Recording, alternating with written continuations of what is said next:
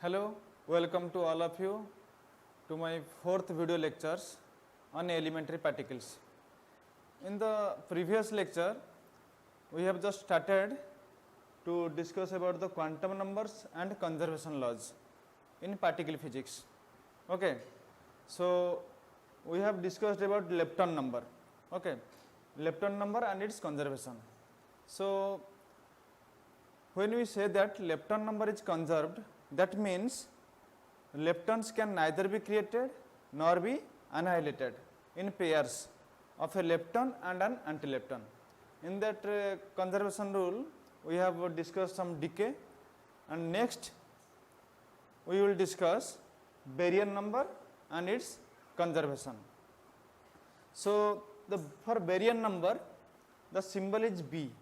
Okay, so now we are going to discuss baryon number.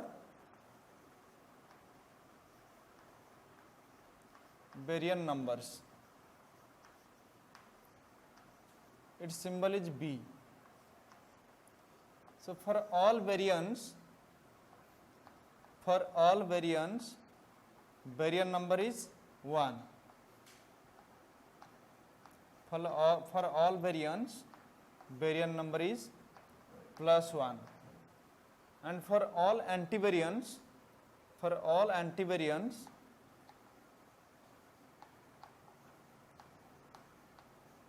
baryon number is assigned as -1. B is equal to -1. So for example, in beta decay, we can consider this baryon number and its conservation. Suppose this is the neutron, it is decaying to proton plus electron and electronic antineutrino. So in this reaction or in this decay, we can test the baryon number conservation. So we know that neutron is a baryon and proton is a baryon. Okay, but electron and its antineutrino are not baryon, they are leptons. So these two particles are leptons and these two particles are baryon. So we are testing the baryon number conservation. So we can write that baryon number is +1 for neutron, and here also baryon number is +1 for proton. But these two particles, baryon number is 0. So here we can say that in the left hand side baryon number is +1 and in the right hand side baryon number is +1. So we can say that in this decay baryon number is conserved. So here baryon number is conserved. B is conserved. So what do we mean by this baryon number is conserved?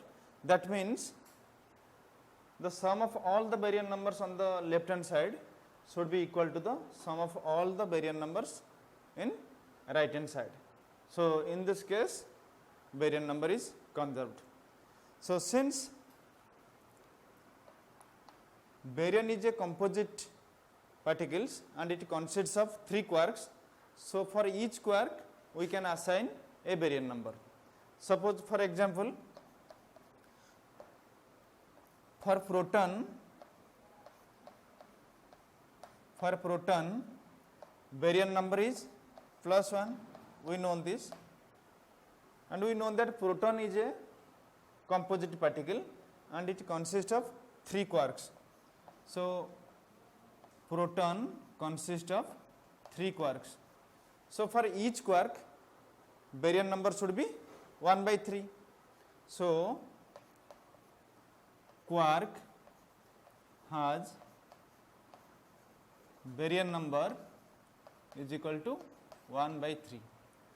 So if quark has baryon number 1/3, then we can say that antiquark has baryon number -1/3. So that implied antiquark has baryon number that is -1/3. So we can say that for all quarks baryon number is 1/3 and for all anti-quark barrier number is minus 1 by 3. So, now we are going to discuss another quantum number, that is isospin quantum number. Its symbol is I. So, we have discussed about lepton number, then baryon number, then we are going to discuss isospin quantum number. So, the isospin quantum number was introduced by Heisenberg in 1932.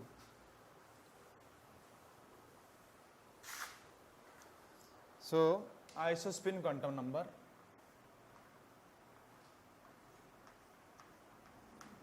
Isospin, its symbol is I.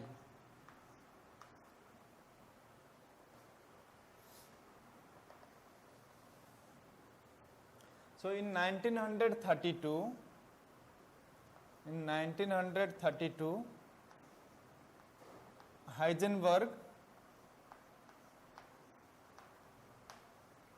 Heisenberg proposed that proton and neutron are the two different states of a same particle, that is nucleon. So, in 1932, Heisenberg proposed that neutron and proton are the two different states of a same particle, that is nucleon. Okay. So, neutron and proton are the two different states of a same particle, that is nucleon. Here neutron, we know that neutron and proton both have the same spin. So, for neutron I can write the symbol N, and for proton I can write the symbol P. Okay. So, neutron and proton both have same spin,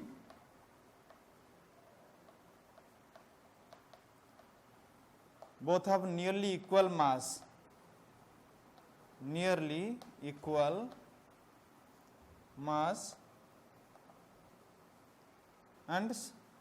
and different in charge, and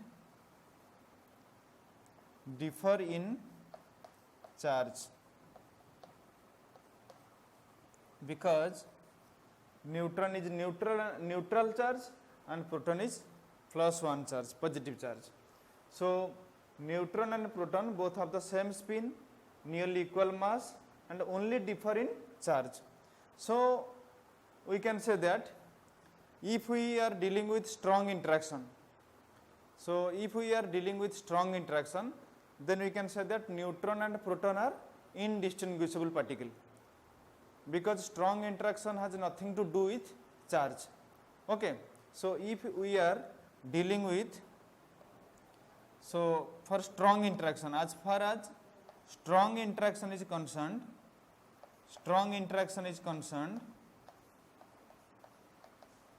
for strong interaction,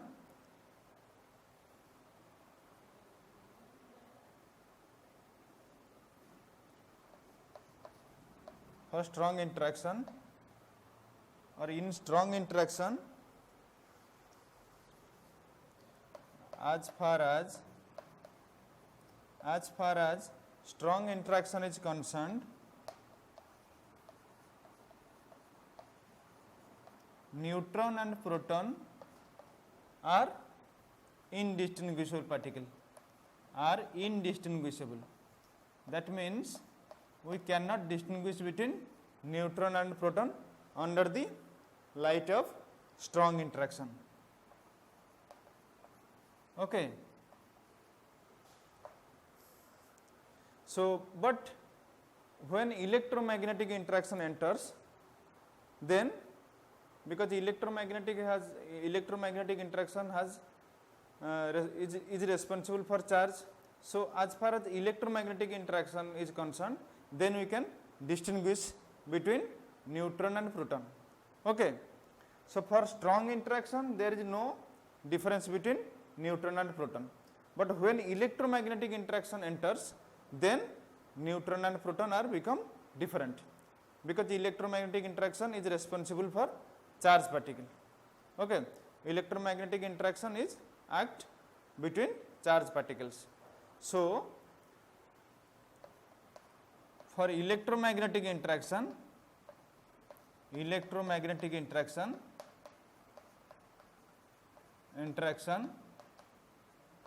neutron and proton are different particles or distinguishable particle.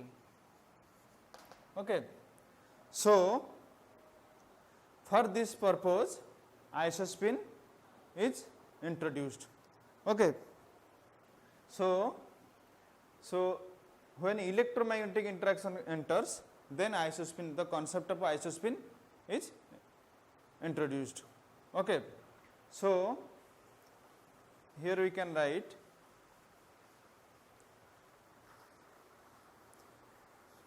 since there are only two possible states of a nucleon, so we can assign the isospin quantum number, that is I, isospin quantum number, that is I, which is equal to plus half for nucleon. So for nucleon we can say that isospin is plus half or half. Okay. So I is equal to half for nucleon.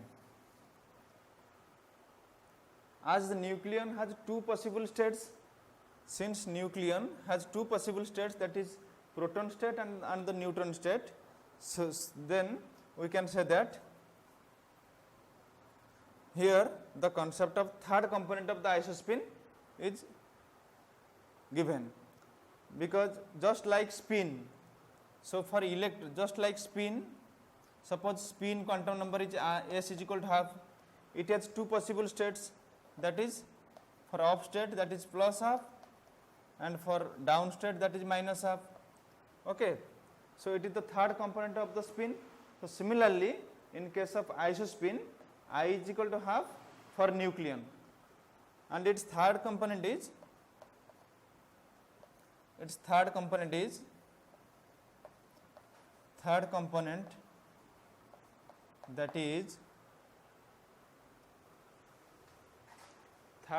is we can write the symbol I0.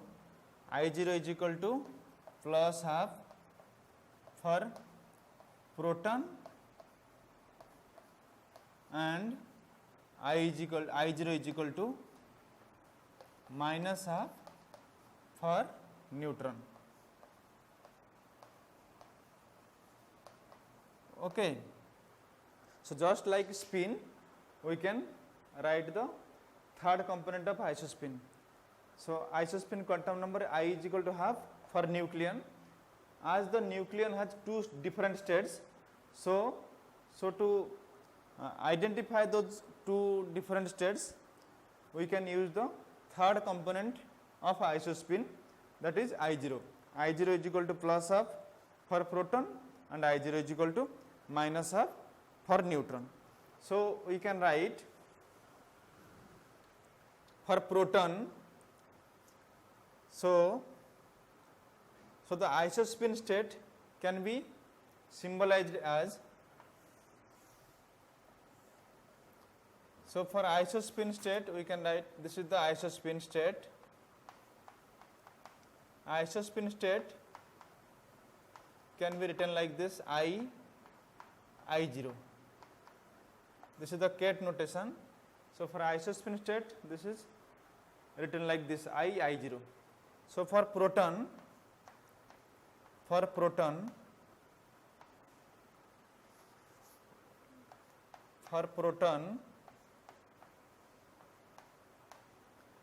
we can write it as this as the proton state. Its isospin state is, for a proton I is equal to half and I0 is equal to plus half. Okay. And for neutron,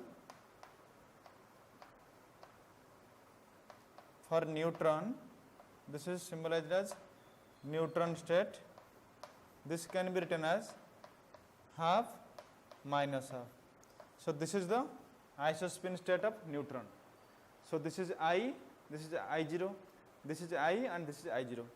So this is the isospin state of proton and neutron.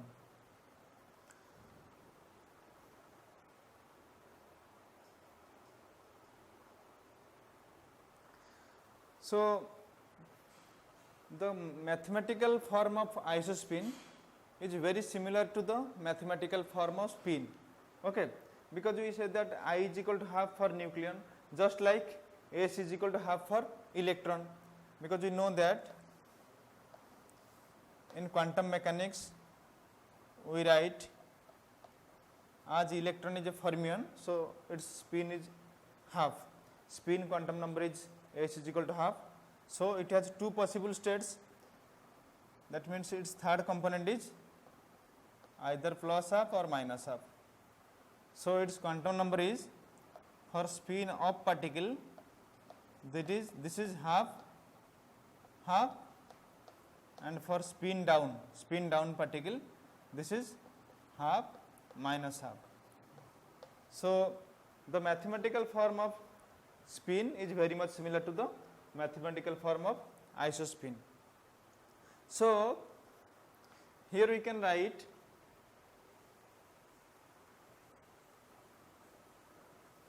some mathematical algebra of isospin,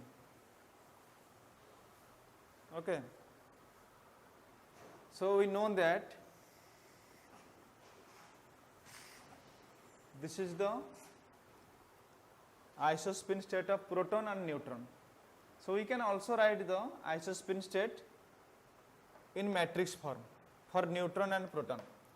In matrix form, the proton isospin can be written as 1, 0. So this is the matrix form of isospin state, and for neutron this can be written as 0, 1. So this is the matrix form of the isospin state for neutron, okay. So now we are going to discuss isospin operators. Isospin operators for I is equal to half system, okay, using the Pauli spin matrix. So the isospin operators are given as, so for isospin half system, for I is equal to half system,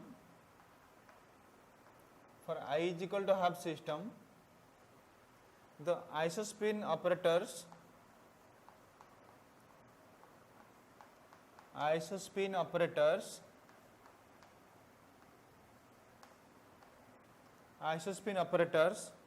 can be constructed from Pauli spin matrices,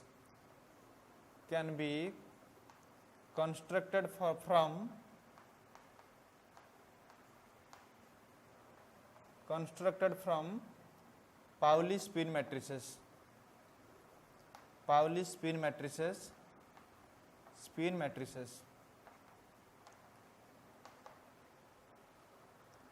We know the Pauli spin matrices, its symbol is sigma, okay.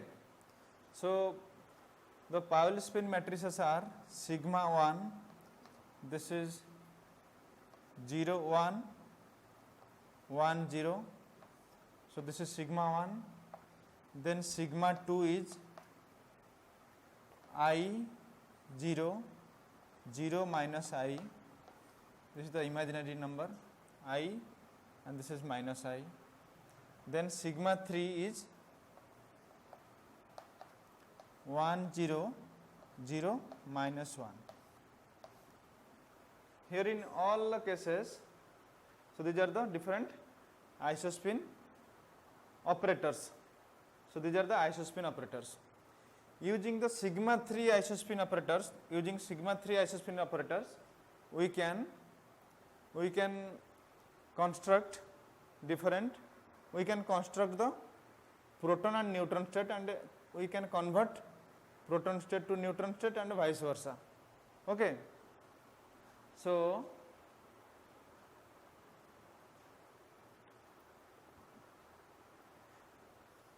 this proton state and neutron state are the eigenfunctions of this sigma 3 operators.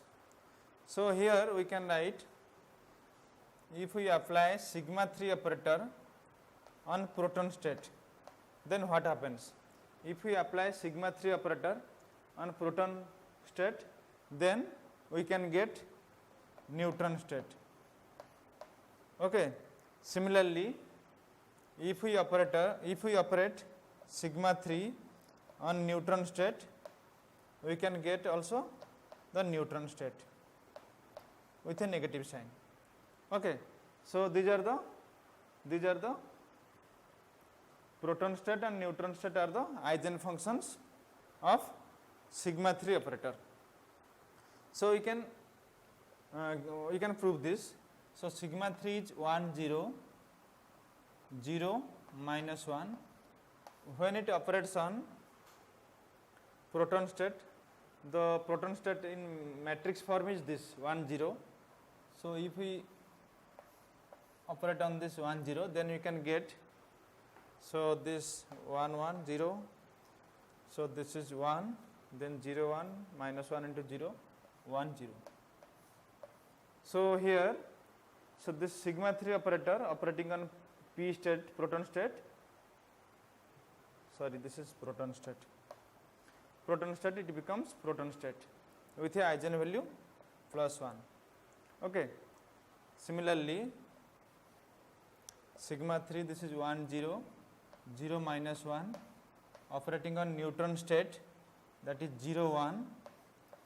Here we can get 1 0 0 0, this is 0 and this is 0 into 0 minus 1. So this is minus 1, or this can be written as minus 1 into 0 1. So this is negative, this is the minus 1 eigenvalue for neutron state. So here using the sigma 3 operator, we can get this proton state and neutron state.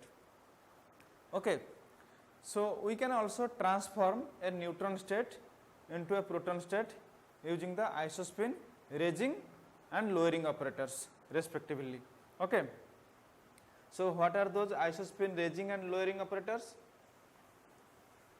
So using isospin raising and lowering operators, we can convert proton state to neutron state and vice versa. Okay. So isospin raising operators and lowering operators. Isospin raising operators. Raising operators, operator is sigma plus. So this sigma plus is given by sigma 1 plus I sigma 2. So this is the isospin raising operators. If we apply isospin raising operators on a neutron state, it gives us as the proton state. So this is the isospin raising operators. Similarly, isospin lowering operators, isospin lowering operators, lowering operator, that is sigma minus.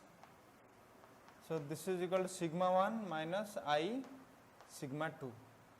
So if we apply isospin lowering operators sigma minus on a proton state, it is given, it will give neutron state.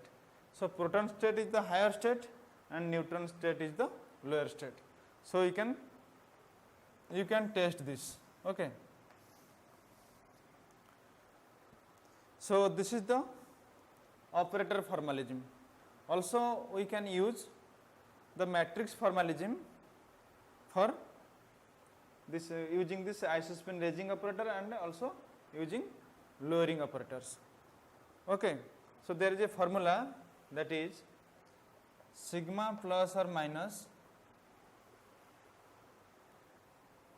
operating on I0. So this is the matrix formalism, sigma plus or minus operating on I0, that will given as square root of I whole into I plus 1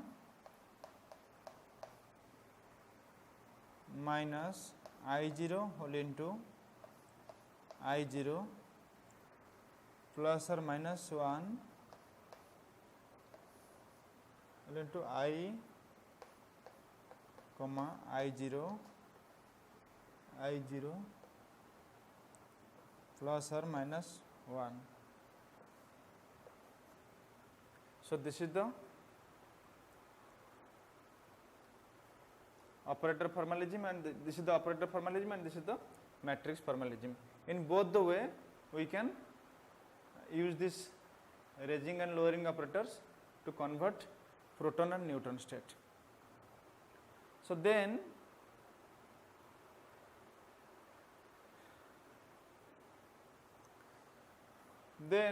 we can discuss about the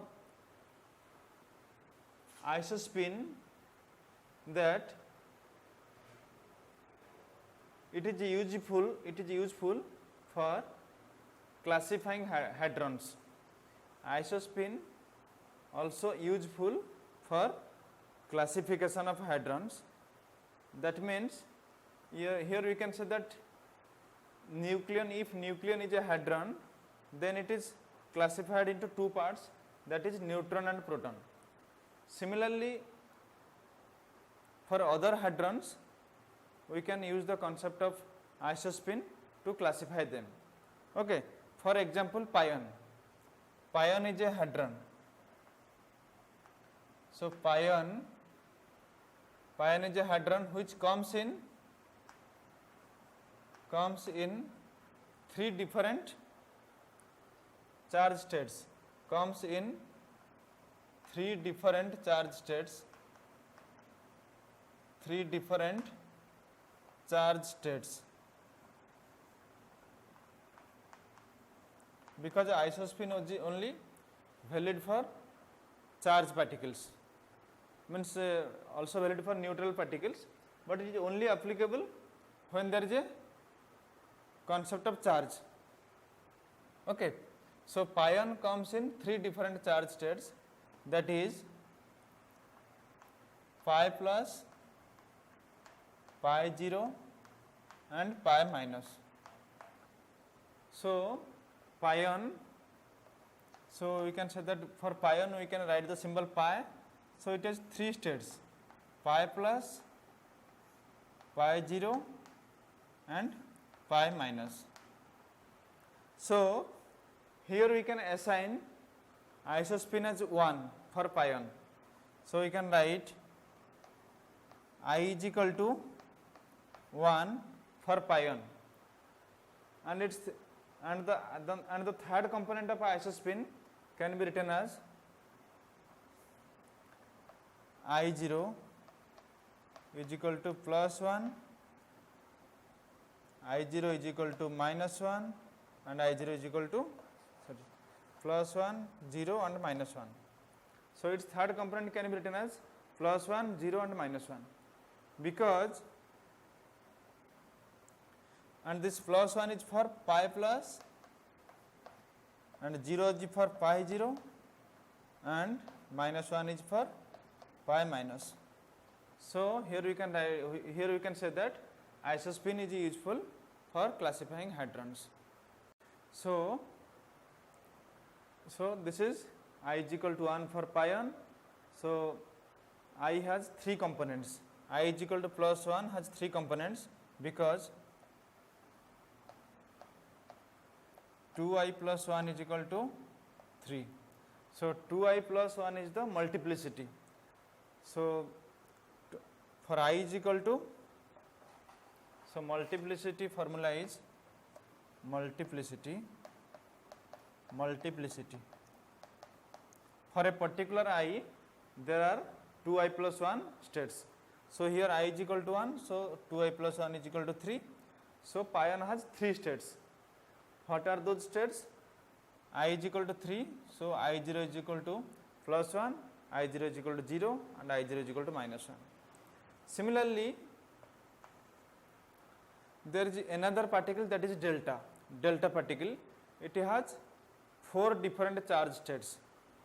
So for delta particle, for delta baryon,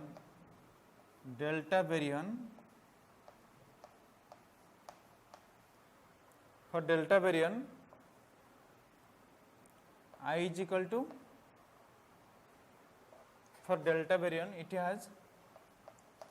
has 4 different charge states, 4 different charge states.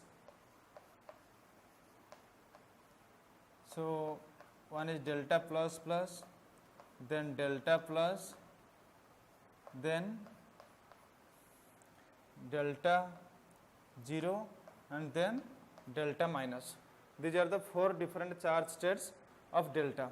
So here we can assign the isospin as, for delta baryon, isospin as the I is equal to 3/2. So we can assign isospin as the 3/2. So it has total number of multiplicity. We can write the symbol M for multiplicity, that is 2i plus 1. So this is 2i plus 1 means 2 into 3/2 plus 1, that is equal to 4 states. So here you know that delta particle has 4 different charge states. So these are the 4 particles. So here we can assign different isospin third quantum numbers for different charge particles, different delta particles. Okay. So for delta plus plus, so I and I0. So these are the states, isospin states. For delta plus plus, I is equal to 3/2 we know, and for and I0 is equal to 3/2. Then for delta plus, I is equal to 3/2 and I0 is equal to half. Then delta 0, I is equal to 3/2 and I0 is equal to minus half. Then for delta minus, I is equal to 3/2 and I0 is equal to minus 3/2. So we can say that isospin is also responsible for classifying hadrons. So isospin of a particle is opposite to that of an antiparticle. So we can say that for, if proton has isospin is equal to half, then antiproton should have isospin that is minus half. So other than up quark and down quarks, we can say that if proton has isospin as half, then up quark and down quark should have the isospin quantum number as, so for up quark,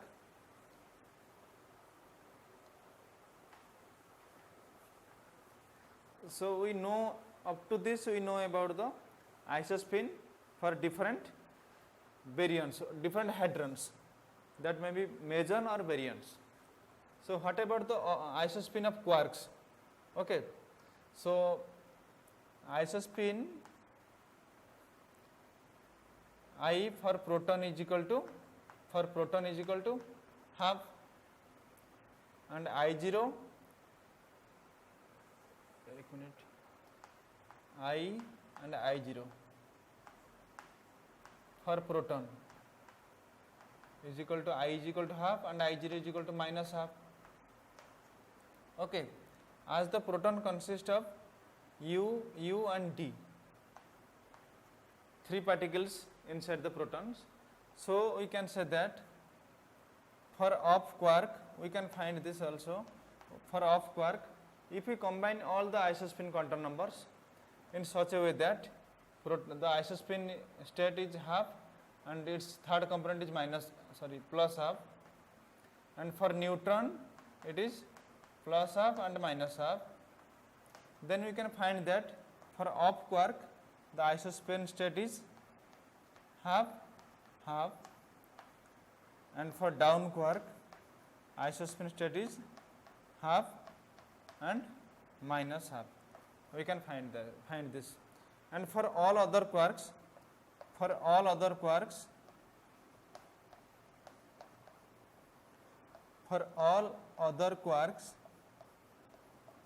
isospin state are 0. Isospin is 0.